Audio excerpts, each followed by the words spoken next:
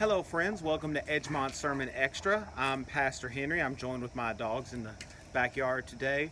In our previous sermon, we talked about the parable of the bags of gold, or as most of us are familiar with it, the parable of the talents.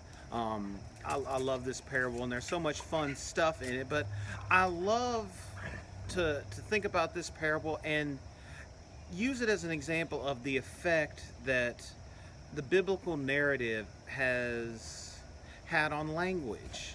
There are so many words that came down from Greek, from Hebrew, from Latin, that have made its way into English, and the way they were used in the Bible has had an effect on the way we use them today.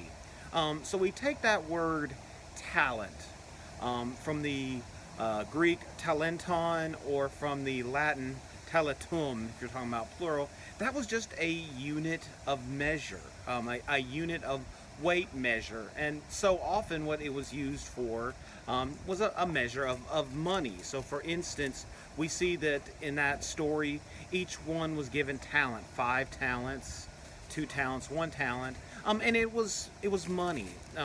It would be about 200 pounds if we were looking at silver, or 100 pounds of gold, but that was considered a talent. That was what it was worth. And so that was what it was known in the ancient world. A talent was just that, a unit of measure. But as history progressed, as the centuries rolled on, we see that begin to change a bit as that biblical story had influence on people. And so we see in the Middle Ages, talent stopped being a measure of wealth, or a measure of money, or the weight of the value of something, and it began to start to be referred to as someone's gifts or graces or God-given abilities. Specifically, we have a reference in 1856 where talent means gifts or God-given ability.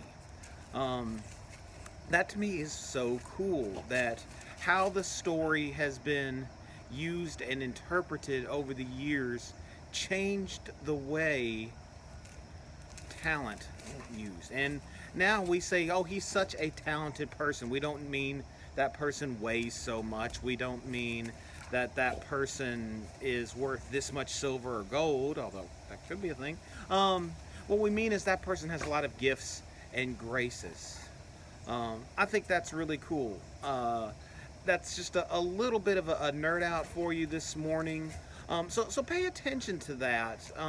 As you read through the Bible, there's a lot of words like that. Oftentimes you'll see a little note, particularly if you have a study Bible, that says what this word's original meaning was. You don't necessarily have to know Hebrew or Greek. That's a cool bonus, but just using your study Bible, you can find out little tidbits like this, and it can help you just further appreciate the Bible's place in history, as well as in shaping our lives. Thank you for stopping in for Sermon Extra. As always, leave a question or comment if you have something you'd like to add, and we would love for you to like and share this and subscribe to our channel. Thanks.